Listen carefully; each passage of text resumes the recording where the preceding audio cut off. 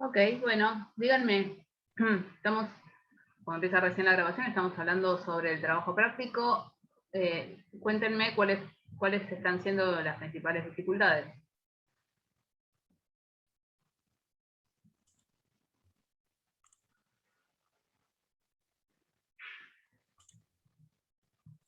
Profe, yo estoy teniendo un problema los conceptos de, bueno, lo de gerencia de contacto, no me acuerdo qué era, organizacionales, los componentes técnicos y organizacionales, pero más que nada con organizacionales y gerencia de contacto, que eso está en el teórico, pero como que no me termina de quedar claro. Ok, bien. ¿Qué otra cosa?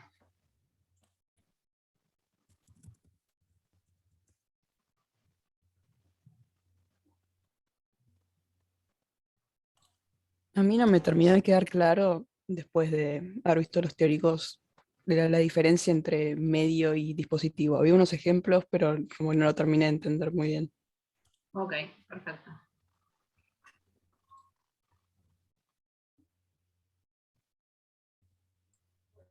Bien, Y bueno, después a en el ver, caso sí. de, Dale, perdón. dale, dale, No, dale. en el caso de la visita a Alberto Greco, qué grande sos, pero la que es sin público, Sí, está en la web del museo, que ahí hay como varias cosas, porque tiene una parte escrita, hay fotos y después hay muchos videos. Y tipo, no, o sea, nosotros tenemos que analizar digamos, la página web, o la página web con los videos, o sea, como que ok, no sé ahí ok. que todo es lo que hay que analizar. Bien, perfecto. Bueno, vamos a ir viendo algunas cosas, a ver si se va, me estoy anotando las consultas. Bien, a ver. Sí, profe, Sí, esa, Delfina. no, que esa también era mi duda, porque también había un link que era de YouTube, que ahí te mostraba la exposición de Alberto Greco. eh, entonces yo pensé como que había que analizar ese video, digamos. Pero también lo que dice Marty, como que también está la página de internet y hay como 10 videos, entonces se me confundía qué cosa específicamente había que analizar, digamos. Ok, bien. Bueno, ahora en todo caso, esperen que voy a abrir la página. Así podemos ver. Cuando me decís que hay un video que muestra la exposición, está hablando Marita García y está hablando el otro curador y están mostrando Sí, las obras. sí, los dos.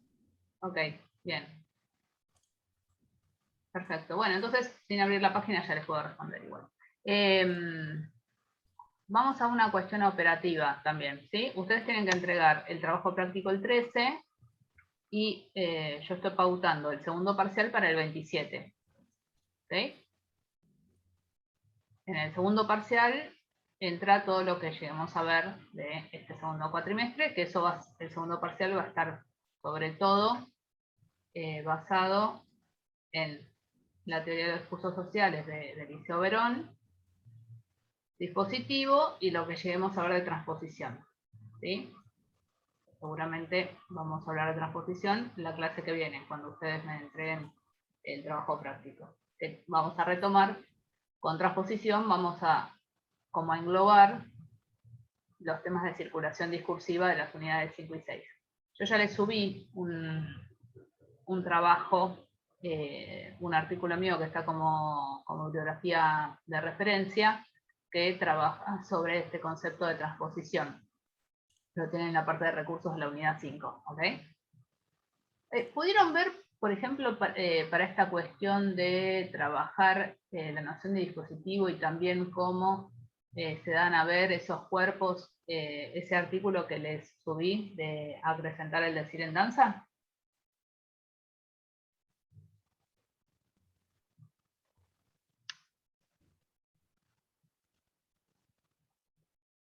¿Vieron que lo subí o no se dieron cuenta? Bueno, está en la carpeta de recursos, ¿sí? De 4, de la unidad 4. Okay. Yo lo vi, pero no como que o sea, vi que estaba, entré, pero no lo analicé en profundidad, lo pasé por encima. Ok, ¿pero lo leíste, Ale? No, lo que sí leí fue, nada, vi que era como un artículo suyo y que como que habla de la transposición, pero no, realmente si le digo algo no le miento. Ah, ok. Igual el de acrecentar el decir en danza no habla de una transposición, sino que analiza justamente el tema de cómo es tratado, cómo son tratados esos cuerpos en esa performance teatral, ¿sí? Me Sí, parecía interesante porque ahí también se plantea una cuestión de enunciación, entonces les podía servir. sí, nada, eso, yo lo vi, pero no.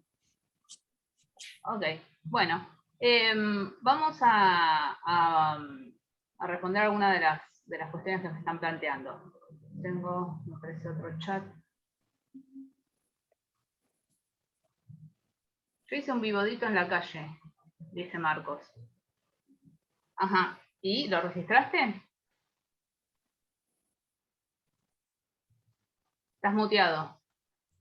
Ah, perdón. No, yo iba caminando por la calle y hice un video, un vivodito con mi celular, pero para ¿Y hacerme gracioso. cómo lo hiciste? ¿Por qué es un vivodito? No sé, es como que apunté con el dedo a ciertos símbolos y nada, pero no sé, me dio curiosidad nada más. Ajá, o sea, lo hiciste al modo del tutorial, que vas Sí, señalando con el dedo. claro, medio que copié el video que vi. Ok, bueno, muy bien. Ok,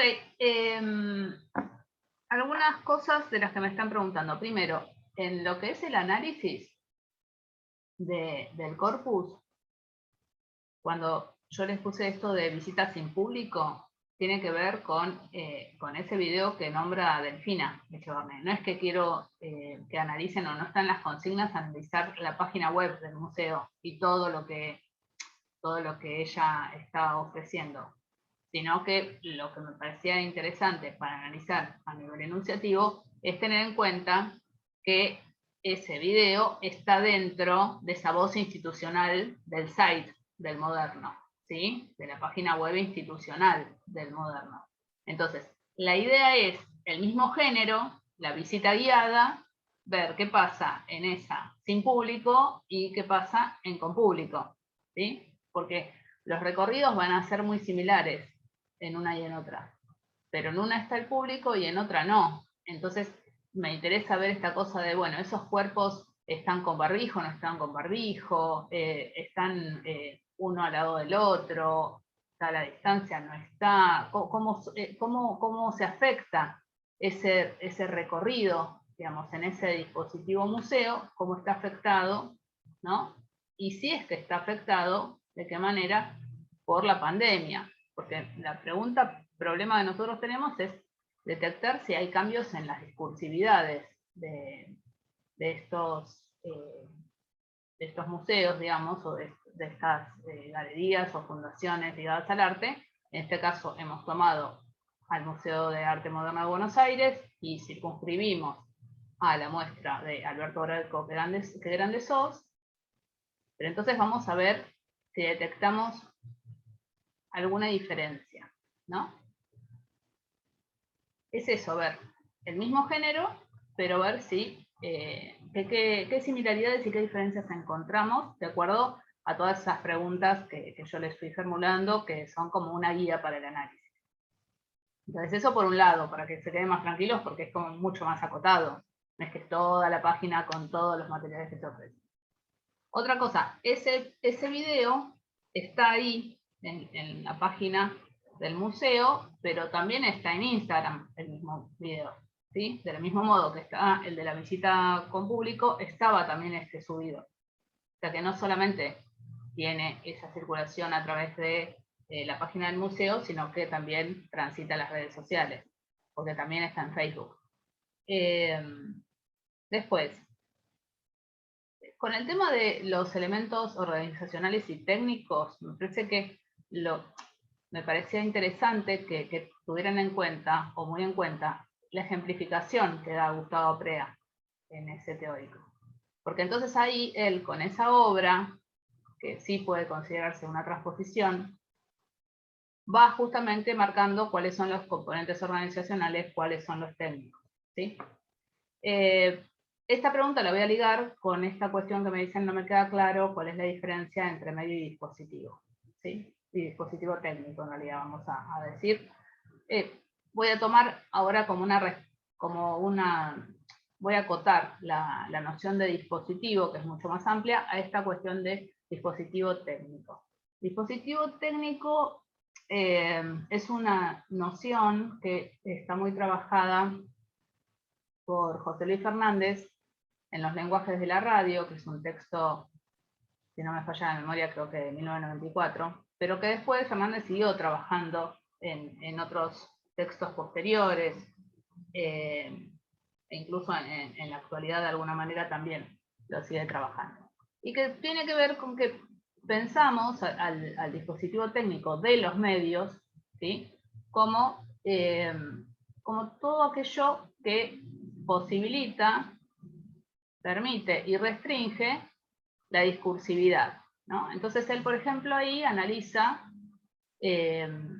las posibilidades y las restricciones del dispositivo técnico radiofónico.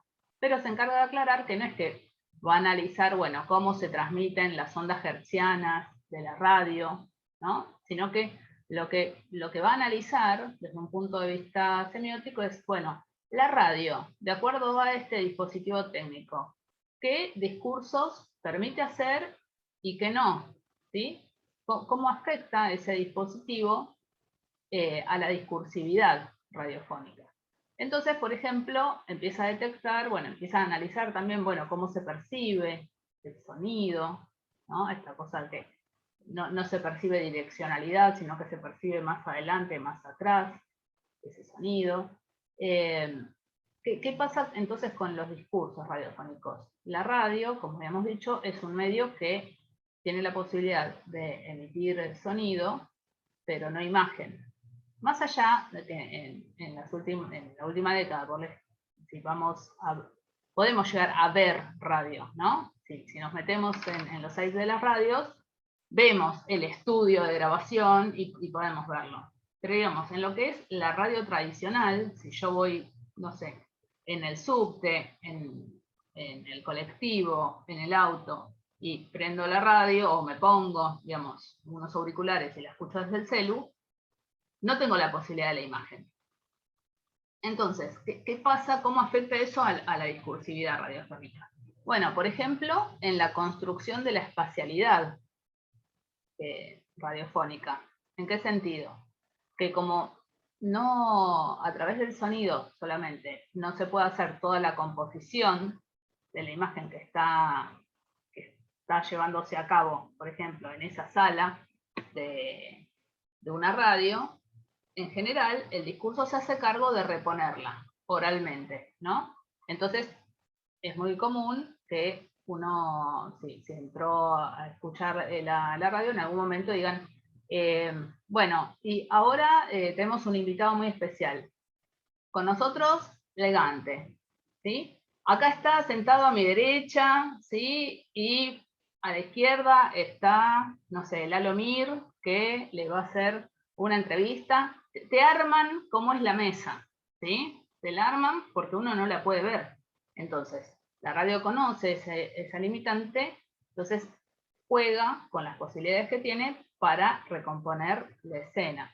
Otra cosa que pasa es que se sabe que, por ejemplo, no hacer discursos cacofónicos. ¿Esto qué quiere decir? Discursos que tengan una serie de fonemas que juntos suenen empastados o tiendan a no poder entenderse. ¿Por qué? Porque en general, si no, es muy difícil comprender ese mensaje. Cuando se está con un móvil afuera, está el problema del ruido. Entonces, cómo mitigar todas esas cosas es algo que la radio, como medio, tiene en cuenta debido a su dispositivo radiofónico. Del mismo modo que, por ejemplo, hace muchísimos años, más o menos cuando la época de esas películas que analizo de La Fuga y la de Ídolos de la Radio, en ese artículo que ustedes tienen, que yo les pasé, uno de los géneros más importantes de la radio era el radioteatro. Entonces, en el radioteatro se recreaban un montón de escenas a través de los efectos especiales sonoros. Entonces, estaba el galope del caballo, ¿sí? No sé, estaba el tintineo del tren, todo, pero todo armado, digamos, con esos sonidos que se recrean. Entonces, el dispositivo técnico lo tenemos en cuenta para ver las posibilidades y restricciones a nivel de los discursos que efectivamente se pueden hacer. El medio tiene que ver, un medio de comunicación masivo, es ese dispositivo técnico más las prácticas sociales vinculadas a ese dispositivo técnico. Es decir, es el dispositivo técnico de la radio más el modo en el que la sociedad escucha la radio, ¿sí? El cine es el dispositivo técnico del proyector, de la pantalla, de la sala del cine, más la práctica social del ir al cine, que como decíamos en otras clases, implica una cierta predisposición atencional, la cuestión de las salas oscuras, ¿no? Estar mirando por ese lapso de tiempo esa pantalla. Muy distinto si estamos en un dispositivo hogareño, mirando el mismo texto, ¿sí? El mismo film. Entonces, el medio es eso, el dispositivo técnico más la práctica social que está vinculada. En el caso de la radio, por ejemplo, la radio también tiene en cuenta mucho esa práctica social. En ese texto que yo les pasé, por ejemplo, en los comienzos, la radio aparece también como un aglutinante, que ese lugar después lo pasó a ocupar la televisión a lo largo de los años, que era la familia alrededor del aparato escuchando la radio, ¿sí? Escuchando las noticias, escuchando el radioteatro. Después ese lugar lo pasó a ocupar muchas veces la televisión. Pero, ¿qué quiero decir con que tiene en cuenta la práctica social? La radio sabe algo que Fernández llama la deriva del oyente.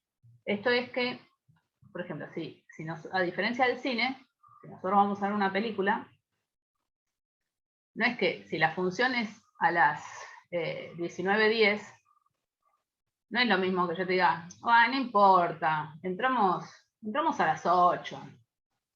Vamos a las 8. Total, nos van a ir diciendo qué fue lo que pasó antes, ¿sí? No, entraste a las 8 y te perdiste media peli. No es que va a haber un recordatorio. En cambio, el medio conoce, digamos, que hay una práctica social del oír la radio que no necesariamente tiene que ver, no es que no haya una parte de la población que encienda la radio cuando empieza el programa. Eso sí puede pasar, ¿no? Qué sé yo, un fan de 7K capaz lo enciende justo a la hora que empieza el programa. O si hay un programa de la Lomir y yo soy súper oyente, lo enciendo a esa hora, o de Dolina, o de quien sea.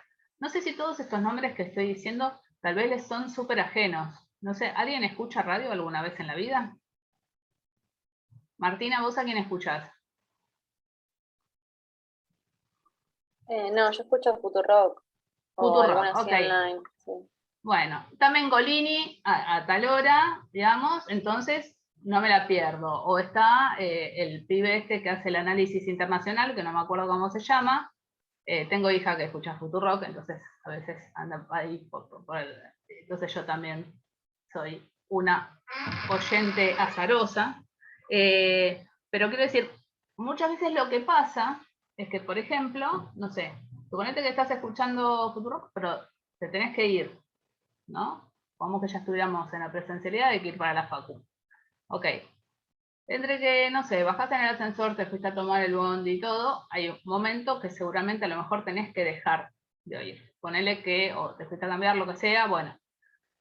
Supongamos que hay unos 20 minutos donde cortaste esa escucha radiofónica, entonces después enganchás de nuevo el programa, no sé, cuando ya estás en tránsito. De la misma manera, otro que a lo mejor tiene la posibilidad de un auto, entre que fue a buscar el auto y se volvió a subir, también perdió, no sé, 15 minutos hasta volver a enganchar el programa. O se olvidó o no lo conectó al principio y recién cuando se sienta en el auto o cuando se sienta en el bondi o en el subte, conecta con la radio a una hora que no es el inicio del programa, sino que el programa ya viene transcurriendo. Bueno, la radio conoce esa deriva del oyente, al decir de Fernández, entonces, ¿qué suele ocurrir en radio? La radio suele ser muy reiterativa. ¿Qué quiero decir? Si tiene un invitado especial, te va a ir recordando, a lo mejor, cada 10, 15 minutos, qué sé yo. Y bueno, acá seguimos con Darío Barassi, que nos vino a visitar hoy, qué sé yo, que estamos con él comiendo unas empanadas que nos regalaron los de El Noble de República. Bueno, no. Si yo empecé a escucharlos desde el inicio, ¿por qué me volvés a decir que estás con Barassi? Si ya sé que estás con Barassi. Y lo vuelven a decir porque hay muchos oyentes que no van a entrar desde el principio, que van a entrar en cualquier momento. Y no necesariamente tienen por qué distinguir cuál es la voz del invitado.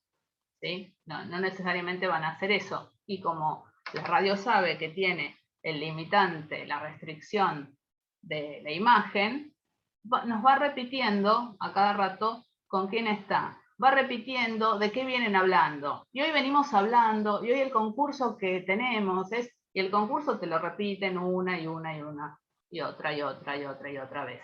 ¿Sí? ¿Por qué? Porque la práctica social es que se puede entrar no necesariamente en el inicio justo de ese programa, sino en cualquier momento del día. Escuchar radio, ¿no? No necesariamente a escuchar un programa. ¿Se entiende?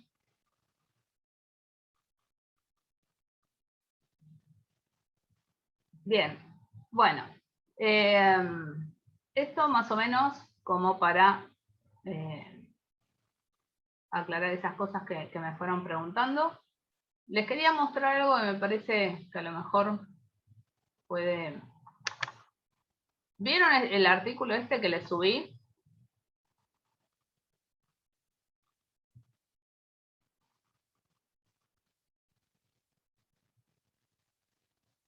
Ya que estamos hablando de radio, abrí. ¿Lo leyeron?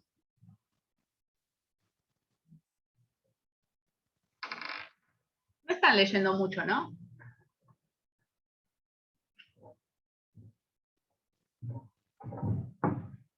¿Están ahí, che?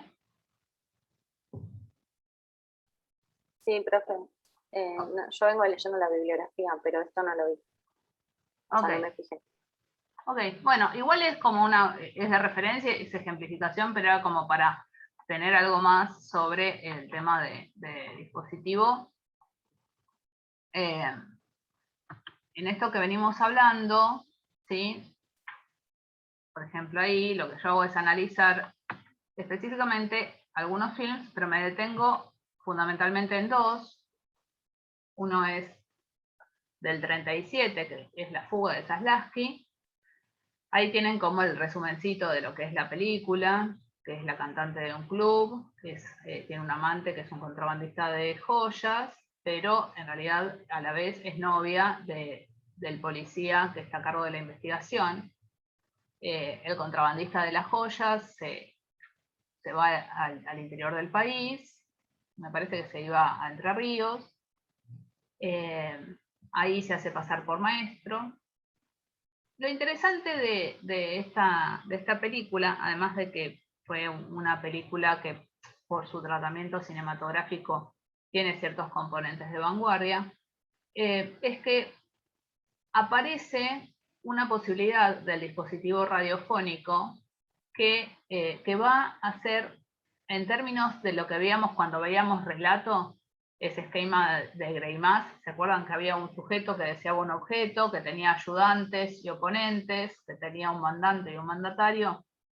Bueno, la radio acá va a funcionar como un ayudante en esta trama del relato, un ayudante para la resolución de esta relación entre la protagonista, que se llama Cora Moreno, y que es Tita Merelo, no sé si este nombre alguna vez lo oyeron, pero fue una actriz muy famosa de Argentina, de ese momento, con este amante que tiene el contrabandista. Entonces, ¿qué me importa resaltar de acá como para que hagamos foco en esta cuestión del dispositivo y qué cosas analizamos, ¿no?, de ese dispositivo? Bueno, lo que sucede en la trama de la película es que el contrabandista sabe que lo están por agarrar y la va a ver a Cora Moreno, que es Tita Morello, canta todas las noches en lo que en ese momento se llamaba una boate, hoy sería como si fuera un boliche, pero elegante, ¿no? Todas las noches, a las 11 de la noche, canta un tango, como parte del show de final de escena, ¿no? Ese tango que canta Cora Moreno en ese lugar todas las noches es transmitido por la radio. Entonces, lo que les pasa en ese relato es que en ese momento, en esa escena nuclear, el amante le dice que se tiene que ir, pero que entonces van a perder todo contacto, porque no tiene forma de comunicarse con ella, porque no la va a poder llamar por teléfono, porque sabe que a ella también la están digamos, siguiendo, que es peligroso, entonces que no van a tener forma de comunicarse y que él no va a saber cómo volver, digamos, en el sentido de que no sabe cuándo va a terminar la investigación sobre él y van a dejar de darle bolilla y ya podría, digamos, volver a la ciudad. Entonces, Cora Moreno se empieza como a desesperar y en un momento le dice el micrófono, pero claro, la radio. La radio sintoniza todas las noches a las 11 cuando cante, todas las noches a las 11. ¿Qué pasa así en este momento? ¿Qué aparece develado? Aparece develada una posibilidad del dispositivo, ¿sí?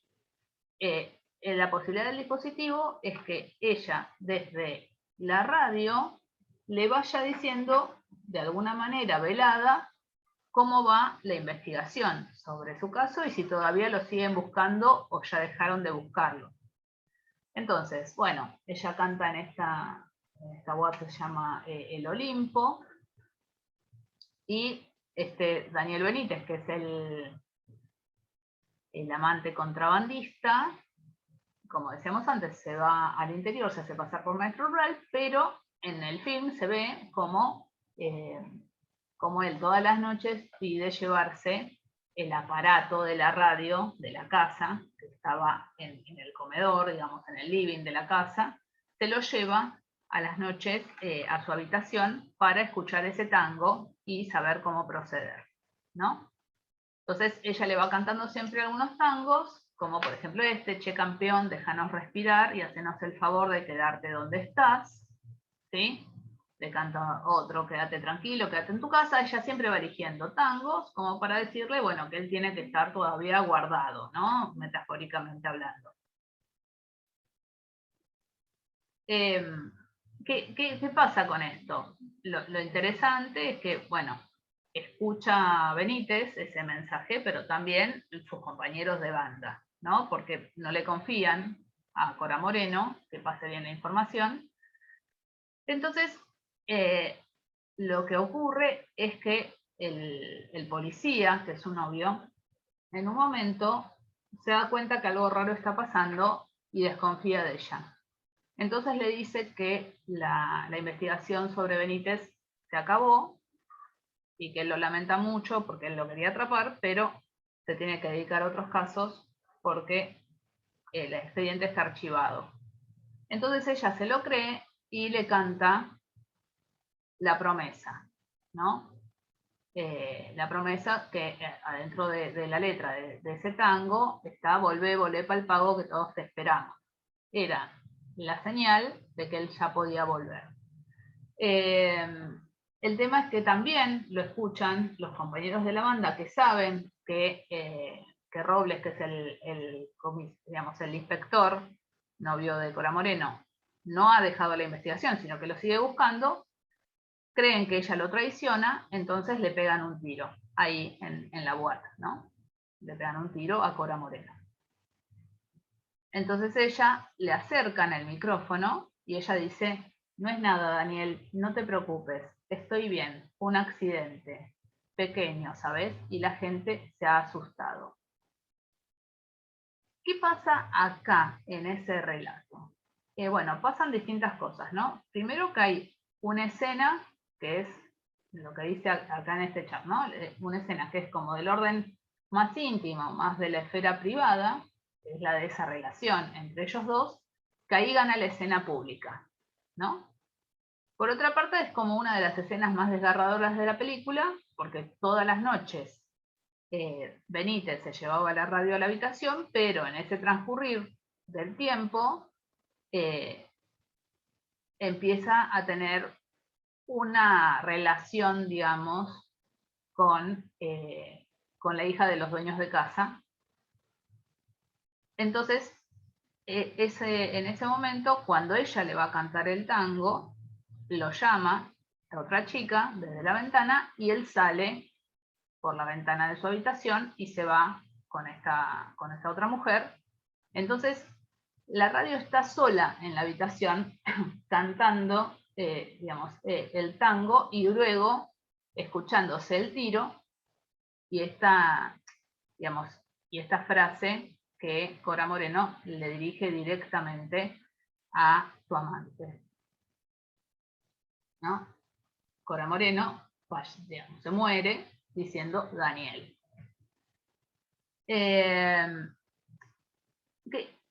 Lo que me parece interesante de marcar es, bueno, la escena del crimen, digamos, cuando la matan a Cora Moreno, lo que devela es que la radio permitía una construcción, ¿sí?, de receptor textual particularizado, individualizado, que era este Daniel Benítez. Pero a la vez había otro configurado, que era el resto de la audiencia, que queda en un segundo plano, ¿sí? Entonces, el texto ahí construye dos tipos de receptores. Acá falta la palabra textual, que es muy importante, son receptores textuales, ¿no? Los que construye ese texto. Estaríamos hablando de los enunciatarios.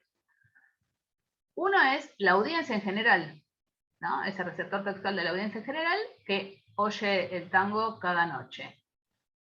Ahora que que nosotros ya estamos bien entrenados con la teoría de los discursos sociales de Verón, podríamos decir esto que dice abajo, ¿no? Que cada uno de esos receptores textuales construidos van a leer este texto desde distintas condiciones de reconocimiento, ¿sí? Los discursos que restringen y posibilitan la lectura del texto en cuestión. Estoy hablando del texto en cuestión de cada uno de esos tangos que Cora Moreno canta. Entonces, cuando estamos pensando en cómo es construido ese receptor textual, ¿no?, ese enunciatario de la audiencia en general, los textos desde los que se lee, ¿sí?, ese tango van a tener que ver más con el gusto musical, con el estilo de la cantante, ¿sí? En cambio, todo eso da como un paso atrás en la lectura que hace el propio Benítez y los compañeros de la banda. ¿Por qué? Porque ahí lo importante no va a ser el modo, el estilo de Cora Moreno al cantar ese tango, ¿sí?, sino que va a ser solo la letra del tango, para saber qué hacer. Entonces me parecía muy interesante ver cómo el dispositivo habilitaba esta construcción enunciativa diferenciada. Tenemos dos tipos de enunciadores bien diferenciados. Y en relación también con lo que tiene que ver con el dispositivo, algo interesante es que en esa época, ¿cómo se daba a ver la imagen de quienes hacían radio? Bueno, era a través fundamentalmente de diarios y revistas. y de revistas especializadas en radio. Pero lo que tenía es que ahí tenían las fotografías, pero la fotografía por dispositivo es muda, no tiene sonido. Pero la fotografía le daba imagen a la radio, ¿sí?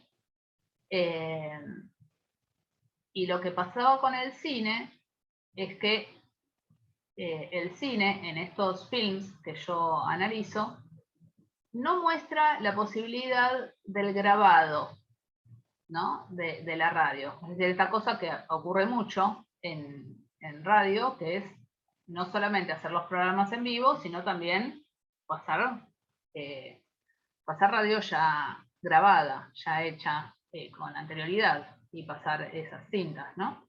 Sino que en estos films la radio siempre aparece como que está trabajando en vivo. Y el cine es justamente un medio que no tiene esa posibilidad de transmitir en vivo.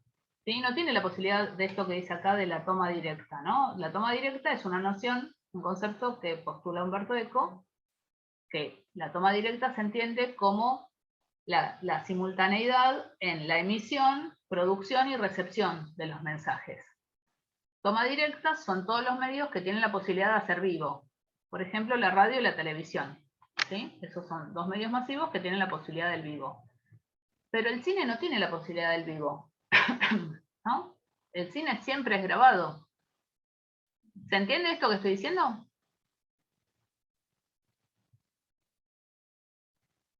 Ok. Bueno, entonces, un medio como el cine, que no tiene la posibilidad de la toma directa, la repone en el comentario para la radio, ¿sí? Que la aporta como una característica que la distingue de otros medios. Entonces, dadas las posibilidades y las restricciones de cada uno de los dispositivos técnicos, ya sea el del cine o el radiofónico, el primero, el del cine, intenta dar cuenta del segundo, intenta dar cuenta de la radio. Y lo logra a través de ¿qué? A través de ese relato audiovisual, de representar la escena, de estar en vivo, que es habitual en el quehacer del día a día de la radio. Aventuras de un medio que muestra otro, ¿no? Porque en este caso es un medio, el del cine, que nos está mostrando cómo es el medio de la radio y qué cosas permiten, qué discursividades posibilitan y son restringidas también por medio de esos dispositivos técnicos.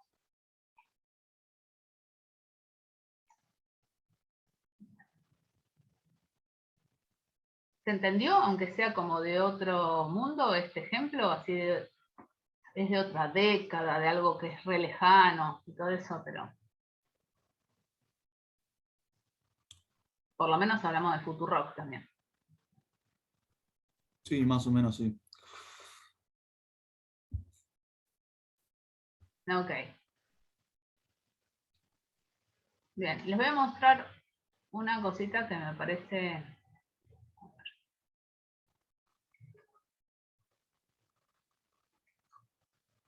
que también es muy linda para pensar algo de dispositivo. No sé si ahora... ¿Ubican esta obra que se llama, bueno, no sé, El Jardín de las Delicias? ¿Del Bosco?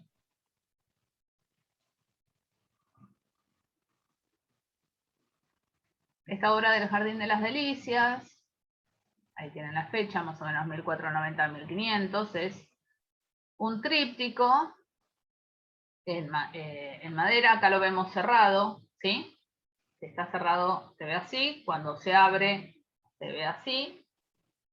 Está expuesto, creo que todavía sigue expuesto en una de las salas del Museo del Prado. Bueno, acá este cuadro está en un determinado soporte y está también como al interior de un determinado dispositivo de ese museo, de estar, digamos, expuesto en un lugar que no está así tal cual, así tan abierto, sino que estas dos hojas están un toquecito como un poquito entornadas, ¿sí? Entonces y está puesto sobre sobre una tarima circular por la cual los visitantes pueden acercarse tanto de frente como darle la vuelta, ¿no? Un poco esta cuestión que marcábamos en uno de los PPTs con audio acerca de las esculturas, o alguna de las reflexiones que Oscar Steinberg les trae en el teórico que ya tienen subido de la clase pasada, que es una conversación entre Marita Soto, Gustavo Prea y Oscar Steinberg. ¿Sí? ¿Vieron el teórico? ¿Le escucharon?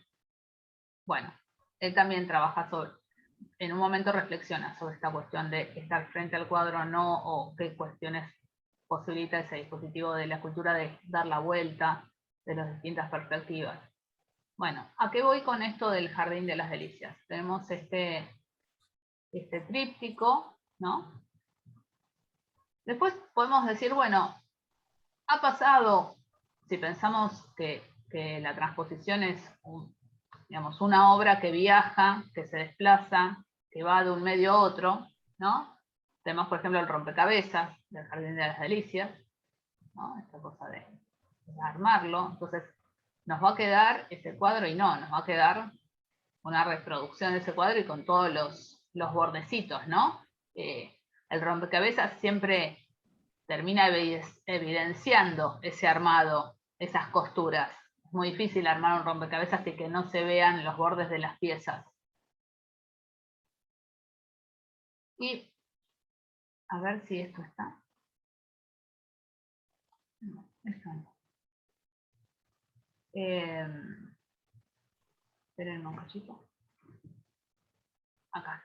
En el Museo del Prado, en ese museo está la exposición de la obra del Bosco, pero en otra sala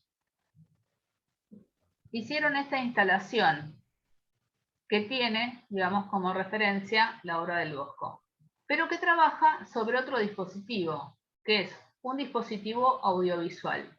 Y además utilizando como soporte todo lo que son las paredes, digamos, de toda la sala, más la proyección, o sea, la proyección era sobre todas las paredes y la proyección sobre un cubículo en el centro.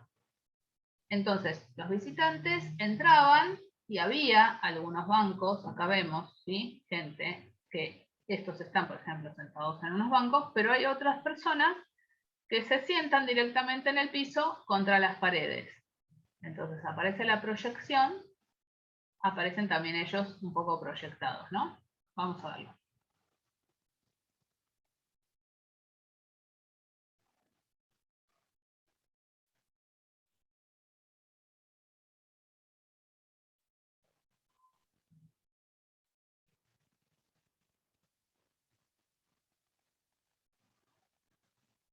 Acá está el cubículo central que les digo.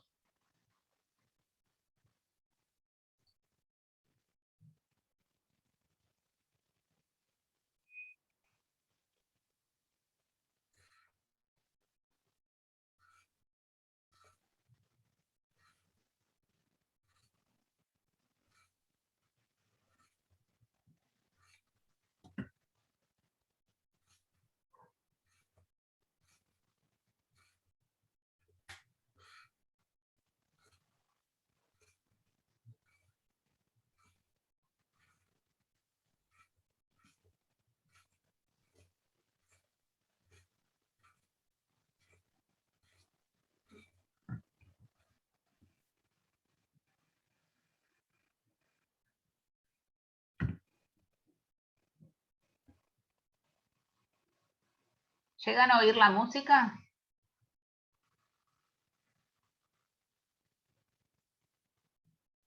Yo no sé el resto. A ver, esperen un ratito. No, profe.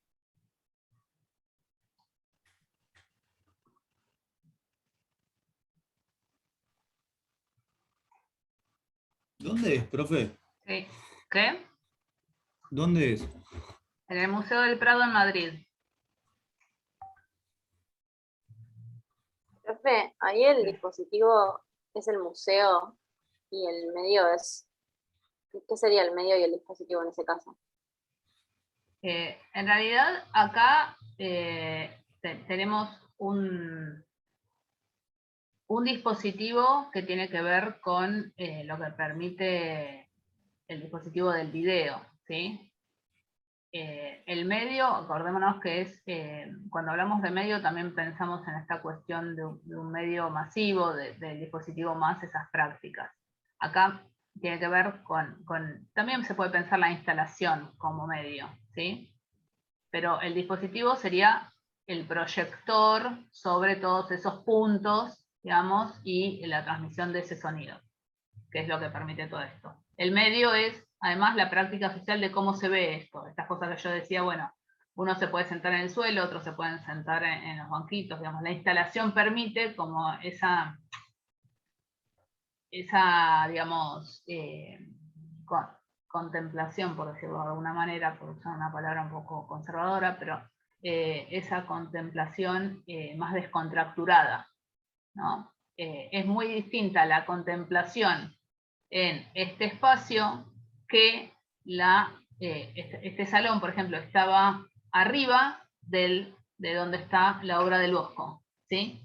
Es muy distinta la contemplación en uno y en otro caso, porque en el caso del tríptico está también como toda la cuestión de ya la sacralización de esta obra, ¿no? Y el tener que tener una cierta distancia, y siempre hay unos guardias que si alguien se acerca un poquito más, vienen y te dicen, no, no, no, no, digamos, del cordón, digamos, para este lado, y está esto, digamos, teniendo en cuenta pre-pandemia, ¿no? La gente como toda muchada, y le dicen que no se pueden sacar fotos, pero igual tratan de alguna manera de sacarse una selfie con el cuadro, ¿no? Entonces está todo el tiempo como el reto del guardia.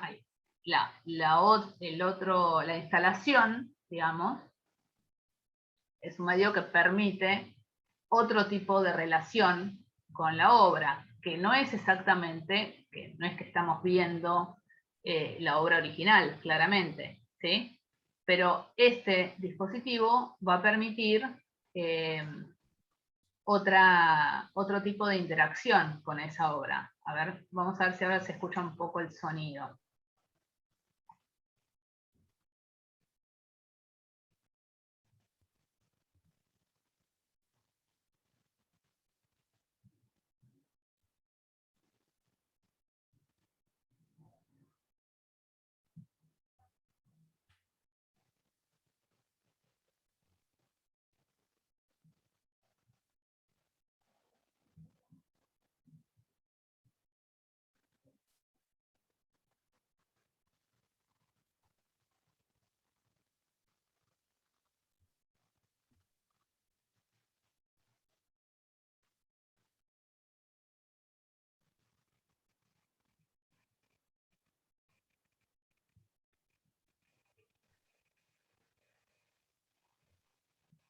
Bien.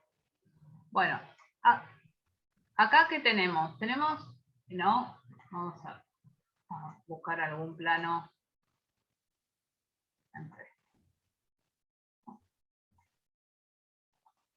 ¿Llegaron a oír algo? Es una música instrumental. Bueno, es una música instrumental, como que hubiera agua corriendo, cierto ruido de metal también, ¿no? Si alguna vez vieron alguna reproducción o tuvieron la oportunidad de ver el cuadro del Bosco, del Jardín de las Delicias, ¿qué es lo que me dirían? ¿Cómo es ese cuadro?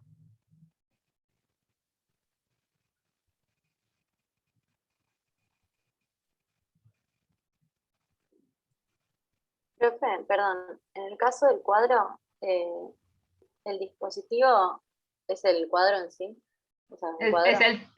Sí, podemos pensar que es ese tríptico, el soporte en madera, digamos, todo lo que se haya, digamos, utilizado en relación con si es óleo o no sobre esa madera. Sí, vamos a pensarlo así como el soporte. Y como dispositivo también vamos a pensar que ese tríptico, ese soporte en tanto dispositivo, permite una cierta gestión de contacto, ya que antes me preguntaban también por la noción de gestión de contacto de traversa. Es decir, permite esta cuestión de ver de frente, de ver esta secuencia, ¿no? De 3, y también permite el circularlo al cuadro, o sea, ver la parte de atrás, que en la parte de atrás está pintado esto que yo les mostraba al principio, como si fuera un mundo, ¿no? Y esta cuestión de que el tríptico también se cierra, ¿no? La cuestión de cerrar y la apertura. Y el medio es la exposición del museo. Sí, podemos tomar, y el museo en sí también es pensado como un gran dispositivo, donde se exhiben todas estas obras, ¿no? Porque ese dispositivo del museo permite tanto la exhibición de la obra original como esta instalación que trabaja sobre esa obra. Pero el cuadro en sí, si ustedes ven, es como toda una serie de escenas en miniatura, ¿no? Como una cosa en miniatura que hay que ir deteniéndose a mirar esa escena, que se puede dar un paso atrás y mirar como la cuestión de conjunto, pero también si uno se acerca va mirando como las distintas escenas que aparecen en cada una de esas 3 partes. Y la instalación trabaja con algo que este dispositivo audiovisual, le permite, que es una especie de hacer zoom sobre cada una de esas escenas, ¿sí? Entonces aquello que podía pasar como más desapercibido, acá lo tenemos en un primer plano, como si trabajara en una especie de hipérbole permanente, ¿no? De exageración de cada una de esas escenas, a la vez que, por capacidad de este dispositivo del video, tenemos imágenes que, a diferencia del cuadro de Bosco, estas imágenes son múltiples y móviles, y además tienen sonido, ¿no? Entonces tenemos esta cuestión del movimiento de esas imágenes.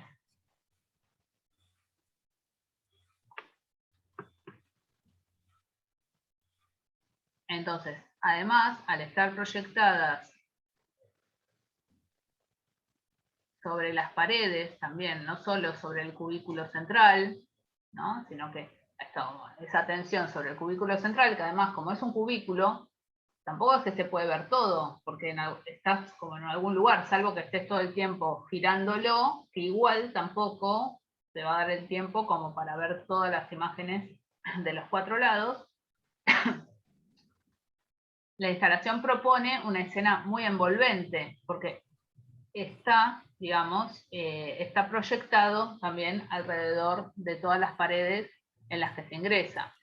E ingresás a una sala que está a oscuras, que solo está iluminada por esas proyecciones, ¿no? En un punto recuerdo un poco a esa escena del cine, solo que acá la atención no está sobre una pantalla, como en el cine, sino que la atención es como múltiple, ¿no? Como que, bueno, invita a que cada uno pueda elegir con qué pared deleitarse en cada momento, o con qué pared del cubículo, o con qué escena que más le, le curiosee en esa propuesta.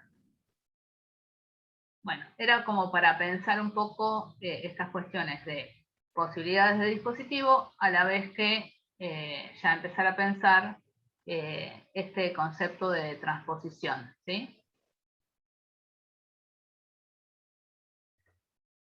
¿Queda claro que es una transposición?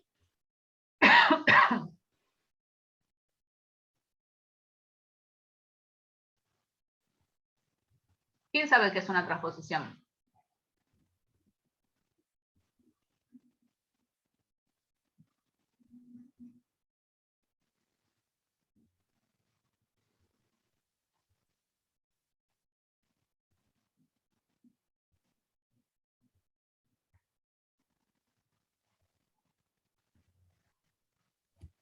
Bueno, una transposición es una obra que se traslada, que viaja de un soporte, medio o lenguaje a otro, ¿sí?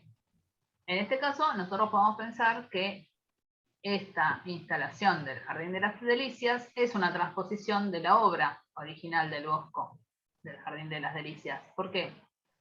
Porque hay un pasaje de soporte y de lenguaje, ¿sí? El Jardín de las Delicias se asienta en el lenguaje pictórico, en el lenguaje de la pintura, y esta instalación sobre el Jardín de las Delicias se asienta sobre un lenguaje audiovisual. Entonces hay un cambio ahí. Habitualmente las transposiciones a las que, digamos, sí, esto es algo sobre también lo que hace referencia en este teórico que les comentaba antes, que Steinberg va a hacer algunas reflexiones sobre la transposición. La transposición, habitualmente el ejemplo más común que se da es aquella obra que viaja o que se traslada o que se transporta, por ejemplo, del libro al cine. O también puede ser de la historieta al cine, ¿sí? No sé, Drácula, de Bram Stoker, un libro que pasa al cine. Una vez que se hace el primer Drácula, después también podemos pensar que hay muchas versiones de Drácula, pero hablamos de versiones cuando tenemos en cuenta que se mantienen dentro del mismo lenguaje. Es decir, dentro del mismo lenguaje cinematográfico tenemos distintas versiones de Drácula.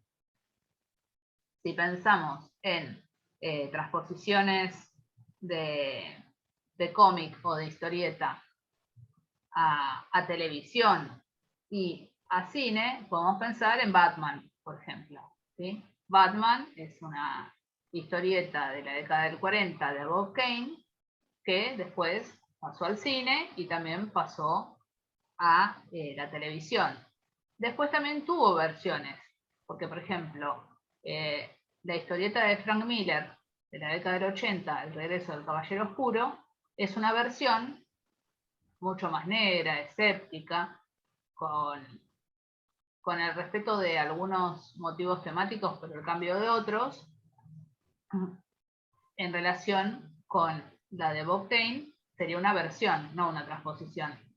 Pero la serie televisiva de Adam West, una serie bastante pop, es una transposición del cómic.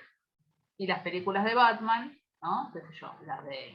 Tanto las de Burton como las de Schumacher y las de Nolan, que son las últimas, son transposiciones de la historieta. ¿Sí?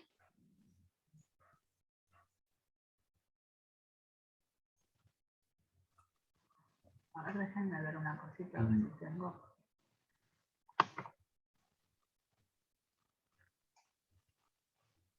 ¿Preguntas sobre esto?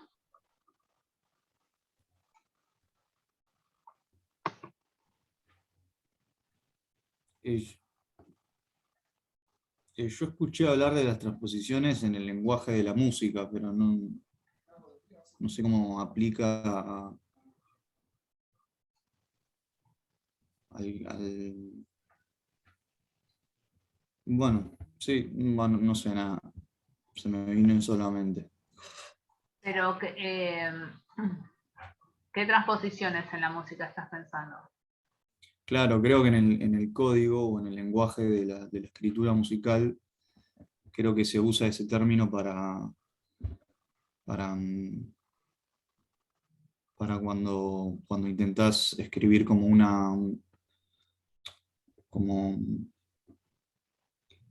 como cuando escribís una nota y querés que suene como en otra octava o en otro tono, se usa ese término. La verdad que no sé en música cómo se trabaja este término. Yo te puedo decir desde la semiótica y desde la definición en realidad que da Steinberg, es eso, es el pasaje, el traslado, digamos, es ese pasar de una misma obra, ¿sí? Una misma obra, de un medio, lenguaje, soporte a otro. Quería ver si les encontraba. Esperan un segundo a ver si.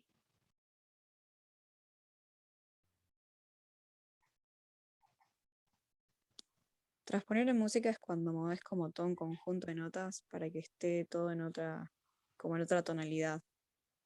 Sirve bastante cuando lo pasas, no sé, para un registro más masculino a otro más femenino.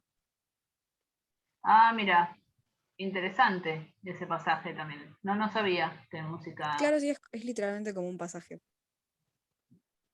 Perfecto. Esperen que les quiero.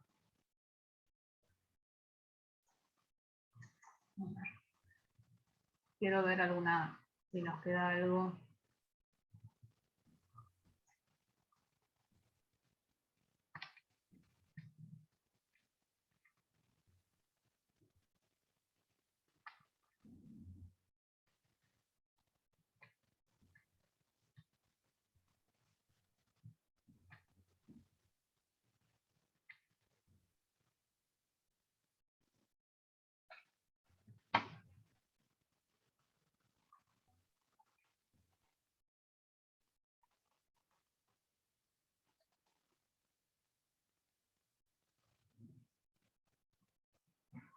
En el texto de Traversa sobre dispositivo, bueno, no sé si exactamente este, pero Traversa como fue un autor que trabajó mucho este tema.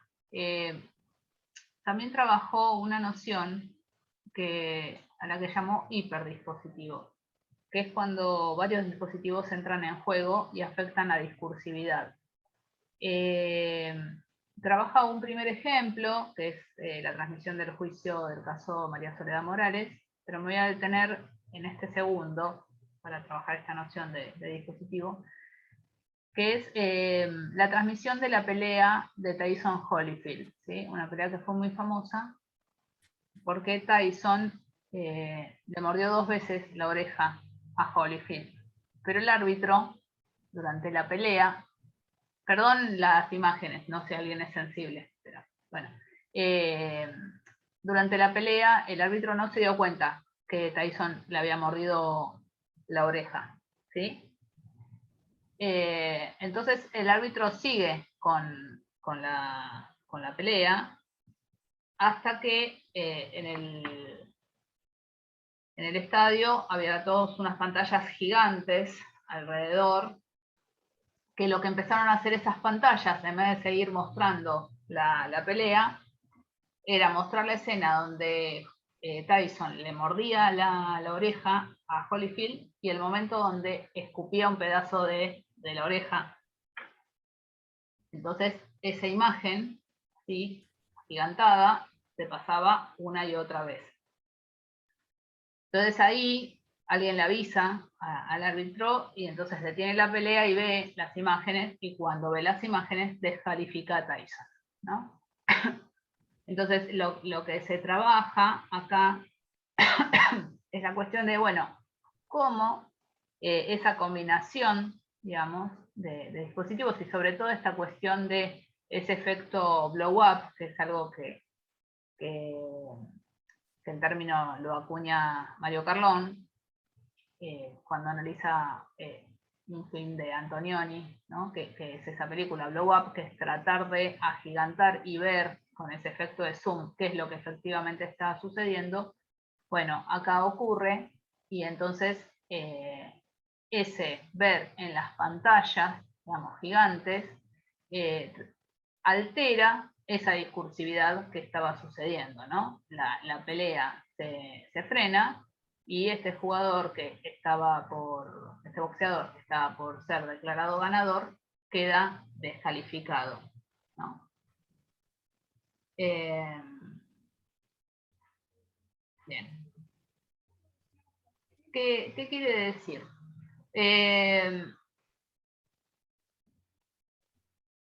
Lo que les decía del efecto blow up es que tiene que ver con algo que no está previsto que suceda, ni es previsualizado, y que es captado por alguno de los componentes del sistema y puede constituirse en esta cuestión de un feedback inesperado, ¿no? Que no era algo que se esperaba, no era algo que fuera previsible, pero que ese dispositivo habilitó la cuestión de tener esas pantallas gigantes alrededor del ring, permitió esa visualización, digamos, de la infracción que el árbitro no había captado.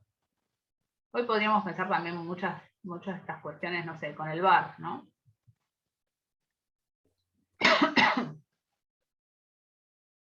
Bien. Para cerrar hoy, a mí me parece que en lo que tenemos que prestar un poco de atención en esto de la gerencia del contacto es esta cuestión de las posibilidades enunciativas ya que un determinado dispositivo puede proponer.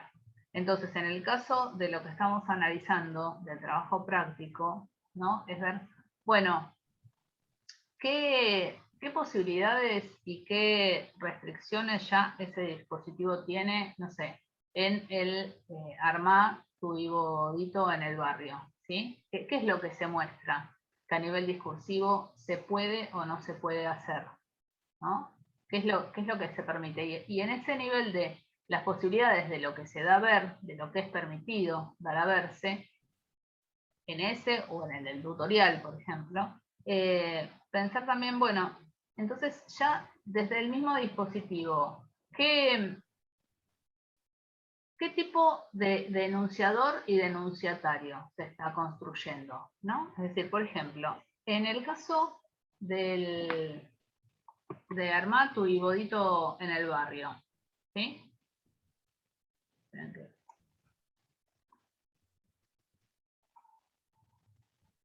¿Qué tipo de enunciador ya se está proponiendo? Desde esas posibilidades que se habilitan ahí, ¿no? Desde esa cuestión de decir, bueno, el vivodito lo podés armar a través de, bajate esta herramienta para circular, esta herramienta digital, haz esta otra cosa. ¿Qué es lo que se está proponiendo? ¿Qué escena se construye ahí? Desde el vamos. ¿Ya lo empezaron a pensar estas cosas? ¿Empezaron a pensar esto? ¿Y qué se les ocurre?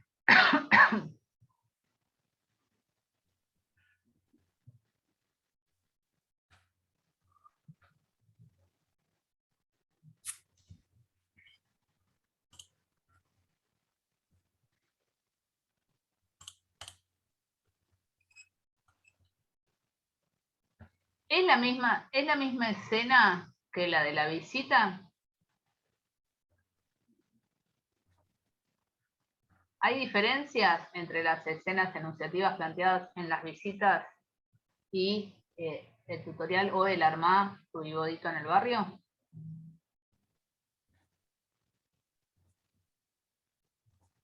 Sí,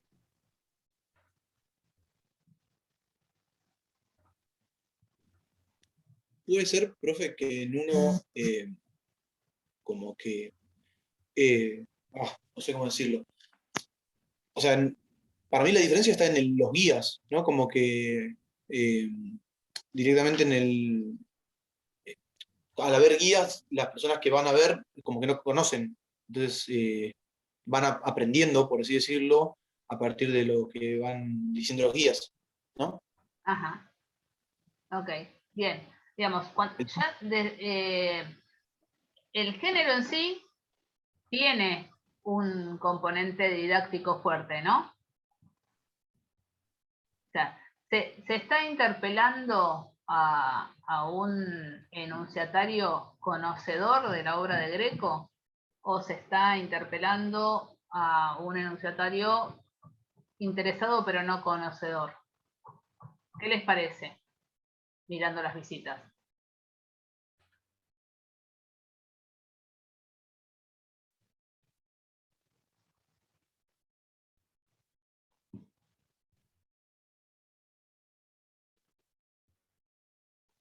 Y la segunda, alguien que no conoce.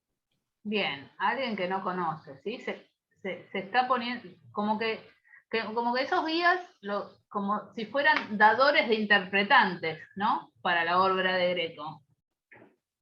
Un poco, ¿no? Como que alguien que puede interpelar a alguien que está más acostumbrado a otro tipo de arte, ¿no? Más figurativo tradicional, porque van dando como todos esos interpretantes.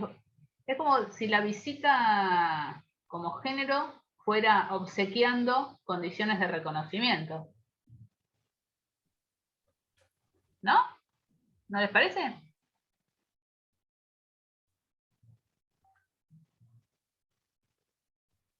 A ver, ¿qué quiero decir con esto de que la visita como género va obsequiando condiciones de reconocimiento?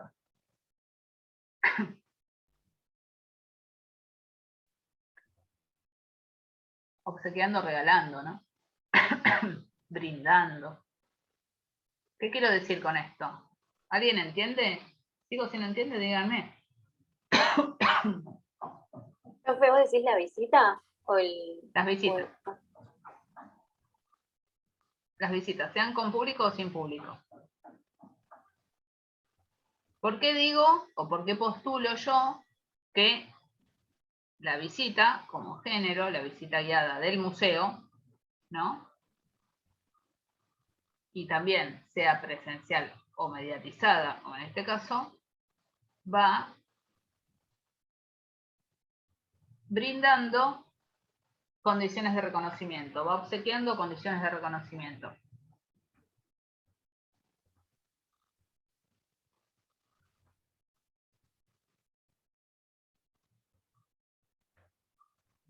¿Qué son las condiciones de reconocimiento?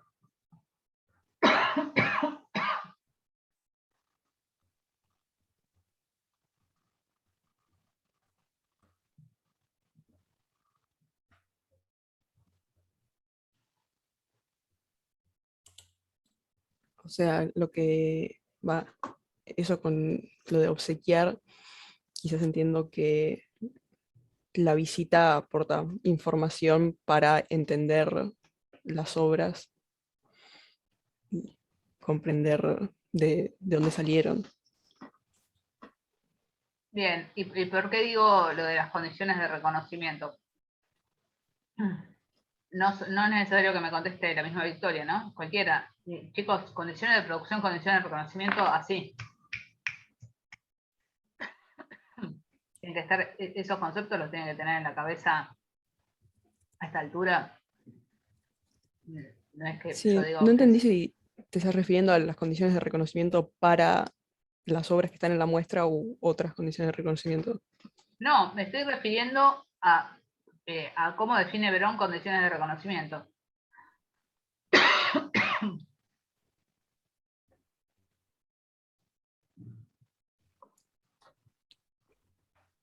Pero no recordar que eso es lo que restringe la recepción de una obra. Bien, las condiciones de reconocimiento son los discursos que posibilitan y restringen, ¿sí?, la lectura de un discurso. Quiere decir que si yo postulo que las visitas guiadas como género son dadoras, son, digamos, instancias de brindar, de obsequiar, como dije antes, condiciones de reconocimiento, quiere decir que en la visita guiada lo que se va a trabajar justamente es de aportar esos discursos que posibilitan, a la vez que restringen, leer esas obras que están mostrando. ¿Sí? ¿Se entiende esto?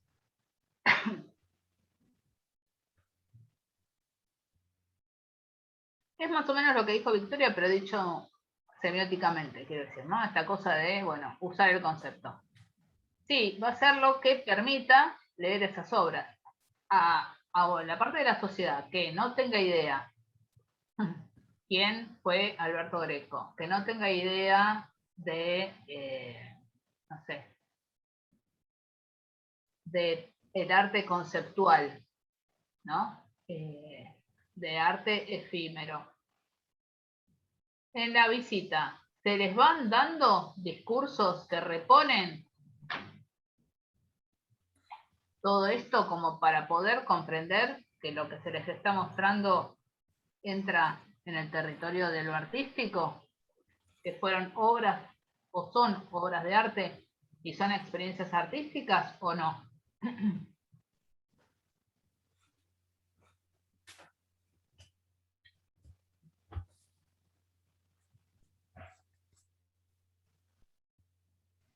¿De qué hablan los guías en la visita?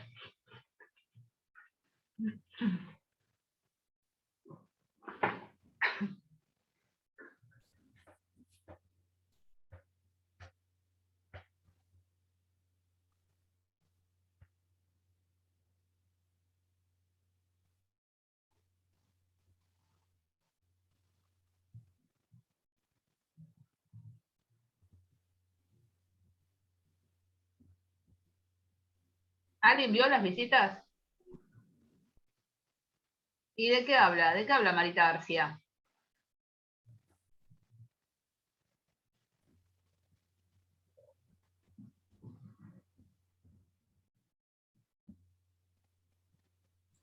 Las vi un poco por arriba. La primera habla más de cómo se hizo la muestra en general, las decisiones para armar la muestra, y la segunda es más una visita guiada que habla sobre las obras en particular. No las vi enteras, no llegué, pero me dio esa sensación.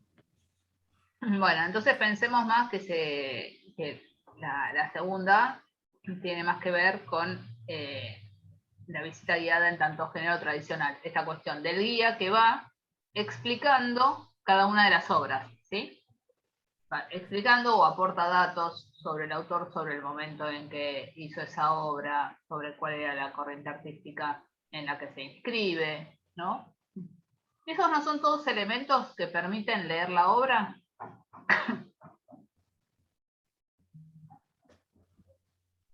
Por eso digo que van regalando condiciones de reconocimiento. Van regalando condiciones de reconocimiento porque van aportando discursos desde donde leer cada una de esas obras que están mostrando.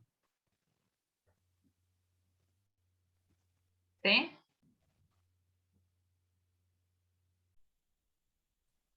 Profe,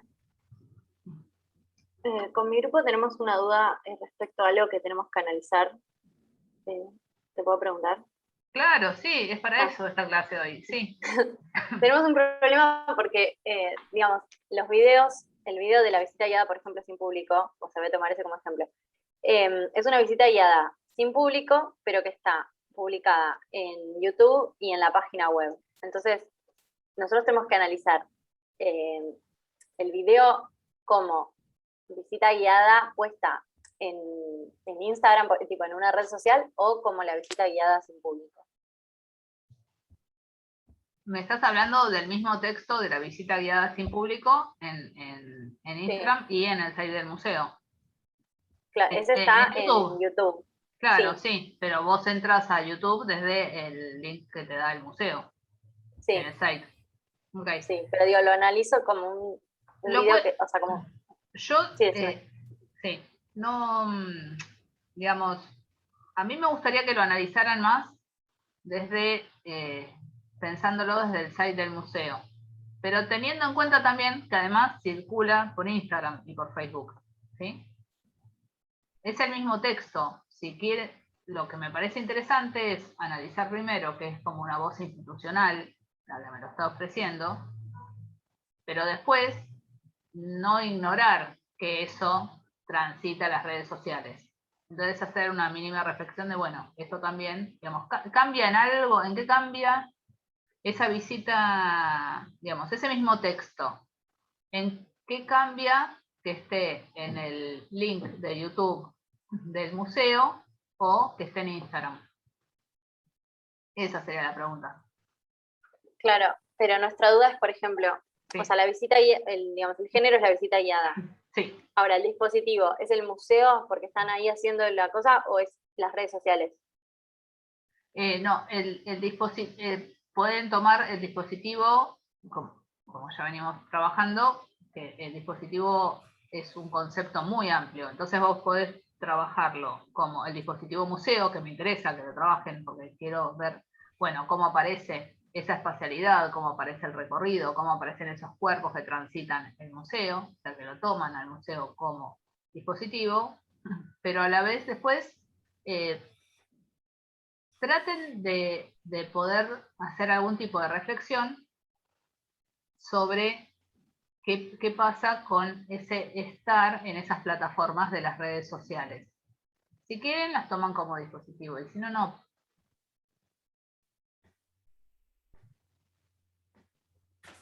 Perfecto, pero analizamos el museo. Sí, O sea, sin gente, tipo que esté ella sola ahí hablando. claro. Ok. Sí. También ese gesto inaugural que está primero con barbijo, y se lo saca, ¿no? Como ese tipo de cosas que aparecen. Sí, me parece que podemos, no es porque no podamos hacer lo otro, pero para restarle un poco de complejidad, podemos decir, bueno, analicemos más el museo como dispositivo. ¿Sí? O sea, cómo se da a ver ese dispositivo ahí, en ese video, digamos, de la visita guiada.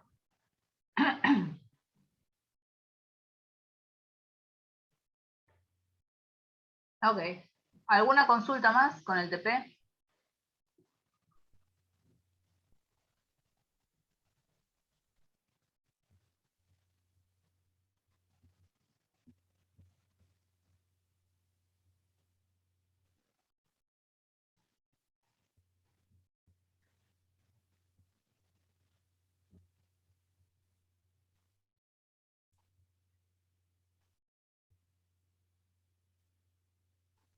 Bueno, Marco, si querés después, compartinos si lo tenés registrado al bigodito en el campus. Subilo. Es muy pavo, pero bueno. Bueno, dale, igual lo podemos ver. Bueno, si no hay más preguntas, espero los TPs el miércoles que viene, ¿sí? Aviso si hacemos sincrónica o no, ¿ok? Y seguro el 20, ¿sí? Hacemos una clase de repaso antes del parcial, que es el 27. ¿Está? Bueno, cerramos acá entonces. Franco, ¿tenés alguna duda? Ok, bueno, que estén bien. Chao, profe, gracias. Chao Chao, a profe, ustedes. nos vemos. No, nos vemos.